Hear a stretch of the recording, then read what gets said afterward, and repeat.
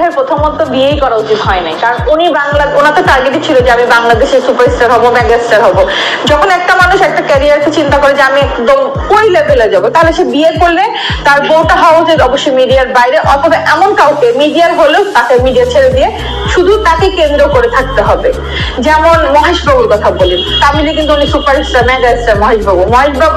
হ্যাঁ, মহেশ বাবুর ওয়াইফ নম্রতা কিন্তু মিস ওয়ার্ল্ড ছিল, তো মিস ইন্ডিয়া ছিল, মিস ইন্ডিয়া এবং অনেক মুভির সুপারস্টার নায়িকা ছিল।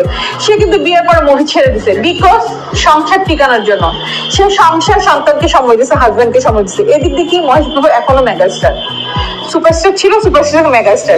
এটা কিন্তু ওয়াইফের সাপোর্ট, ওই যে পিছনে ব্যাক সাপোর্টটা কিন্তু অনেক। এখন আমাদের সাকিব ভাইয়ার জন্য আমি বলবো ওনারও এরকম কাউকে চয়েস করা উচিত ছিল যে তার নিজের কথা ভাববে না, তাকে ভাববে।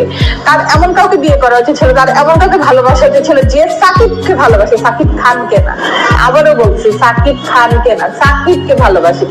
যদি সাকিবকে কেউ ভালোবাসতো তাহলে সাকিব ভাইয়ার জন্য সংসার করতো, বাচ্চাকে সময় দিত এবং চেষ্টা করতো আমার হাজবেন্ড অনেক উপরে যায়, আমার ক্যারিয়ার আমি এটা চিন্তা করবো না, এরকম ভাবতো। কিন্তু ওনাকে যারাই বিয়ে করছেন তারা সাকিব খানকে বিয়ে করেছে, সাকিবকে না। নর্মাল সাকিবকে তারা বিয়ে করেনি।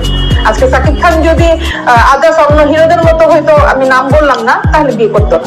এটাই রিয়েলিটি, ভুলটা ওখানে করছে। আমি সাকিব ভাইকে বলবো সিরিয়াসলি, আমার দেখা হলো